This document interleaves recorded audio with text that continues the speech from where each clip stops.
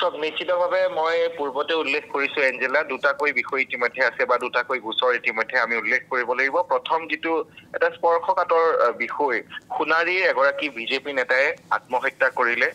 তাৰ এটাই কাৰণ এটা চেনেলে এটা ব্যক্তিগত প্ৰতিষ্ঠানে আসলে তেখেতক ব্লেকমেইলিং কৰিলে আৰু ব্লেকমেইলিংৰ আৰত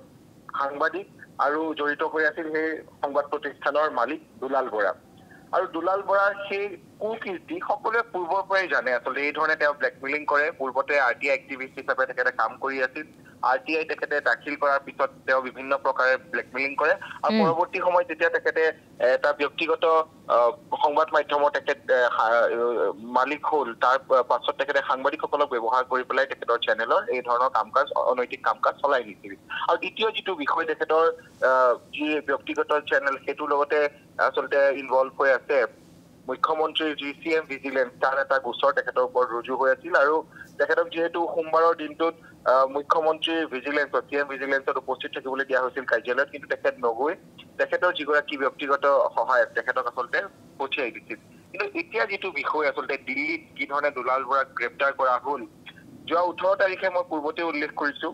18 তাৰিখে তেখেত দিল্লীত আসলে এখন বিমানেৰে দিল্লীত আহি উপস্থিত হয় তেখেতৰ পত্নীৰ সৈতে আৰু পৰৱৰ্তী সময়ত 18 তাৰিখৰ পৰা 21 তাৰিখলৈকে তেখেতৰ যি জিয়ৰীৰ যি বাসগৃহ আছে সেই বাসগৃহতে আসলে কীৰ্তিনগৰত তেখেতে আত্মগোপন কৰি আছিল আৰু আত্মগোপন কৰি থকাৰ আসলে যি সময়ত তেখেতে এটা খবৰ পাইছিল যে তেখেতক যিকোনো মুহূৰ্তত আসলে আৰক্ষীয়ে গ্ৰেপ্তাৰ কৰিব পাৰে অসম আৰক্ষীয়ে বিচাৰি আছে আৰু সেইবাবে 21 ছেপ্টেম্বৰত আসলে পুৱাৰ ভাগত তেখেত কালৰা হস্পিটেল যিখন হস্পিটেলত আসলে তেখেতৰ জিয়ৰী কৰ্মৰত সেই হস্পিটেলখনত তেখেত এডমিট হয় আৰু 21 তাৰিখৰ পৰা কালিলৈকে তেখেত আসলে এডমিট হৈ আছিল আৰু কালি নিশা 1 বজাত আসলে আৰক্ষীয়ে তেখেতক গ্ৰেপ্তাৰ কৰে আৰু 18 ছেপ্টেম্বৰ তেখেতে এয়াৰ ইণ্ডিয়া এক্সপ্ৰেছ বিমানেৰে নতুন দিল্লীলৈ আহিছিল আৰু আবেলি 4:15 তেখেত দিল্লীলৈ উৰা মাৰিছিল আৰু প্ৰায় 7:15 18 ছেপ্টেম্বৰ তেখেত দিল্লী আহি উপস্থিত হৈছিল তেখেতৰ পত্নীৰ সৈতে আৰু তেখেতৰ পত্নীক ৰিচিভ কৰিবৰ বাবে দিল্লীত আসলে তেখেতৰ জিয়ৰী টাৰ্মিনেল 3 এয়াৰপোৰ্ট টাৰ্মিনেল 3 ৰখি আছিল আৰু পৰৱৰ্তী সময়ত তেখেত জিয়ৰীৰ ঘৰতে আত্মগোপন কৰি আছিল এই গোটেই বিষয়টো যদি আমি চাওঁ দিল্লী আৰক্ষীয়ে যোৱাকালি আসলে নিশাৰ ভাগত দুলাল বৰাক যেতিয়া আটক কৰে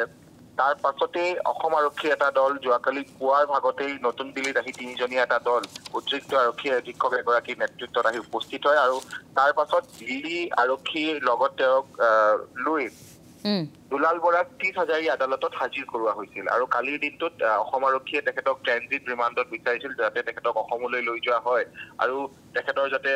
কোঠা পোছা বা জেৰা আৰম্ভ কৰিব পাৰে কিন্তু আমি দেখা পালো যে যোৱাকালি দিনটোত তেখেতক 30,000 আদালতে কিন্তু ট্ৰানজিট ৰিমাণ্ড অসম আৰক্ষীক নিদিলে যাৰ বাবে তেখেত কালি নিশা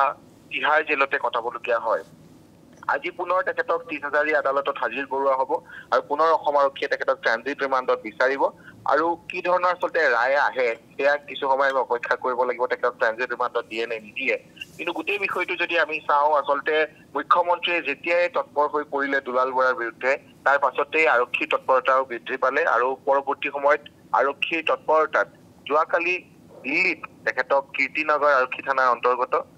কালৰা হস্পিটেলৰ পৰা আটক কৰা হয় হয় আমি ধন্যবাদ জনাইছো সবিশেষ জনোৱাৰ বাবে আছিল দিল্লীৰ সাংবাদিক অংকুৰ কলিতা অংকুৰ ইতিমধ্যে জনাইছে আজি দিনটোতো তদন্ত প্ৰক্ৰিয়া চলিব গতিকে দুলাল বৰাক কৰায়ত্ব কৰাৰ পাছত দুলাল বৰাৰ বিৰুদ্ধে যিবোৰ অভিযোগ আছিল সেই অভিযোগবোৰক লৈ আৰক্ষীয়ে কেনেধৰণে তদন্ত প্ৰক্ৰিয়া চলাই উপযুক্ত তথ্য প্ৰমাণ লাভ কৰিবলৈ আৰক্ষী তদন্ত প্ৰক্ৰিয়া কেনেধৰণে চলে পৰৱৰ্তী মুহূৰ্তত সেয়া লক্ষণীয় হ'ব দুলাল বৰাৰ বিৰুদ্ধে মূলতঃ বহুখিনি অভিযোগ আছে মানুহক ব্লেকমেইলিং কৰাৰ অভিযোগ আছে তাৰোপৰিও খুব এটা স্পৰ্শকাতৰ বিষয় এগৰাকী বিজেপি নেতাই চৰমপন্থা বাছি ল'ব লগা হ'ল এনে কিছু লোকৰ বাবে মানসিক হাৰাশাস্তি কৰিছিল এই সকল লোকে পত্নীয়ে বাৰে বাৰে সেই কথাবোৰ উল্লেখ কৰিছে সেই ব্যক্তিগৰাকীৰ গতিকে সেই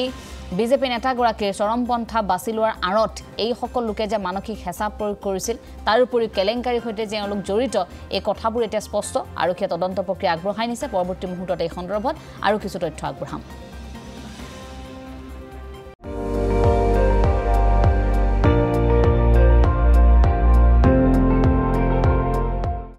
আপুনি চাই আছে ND24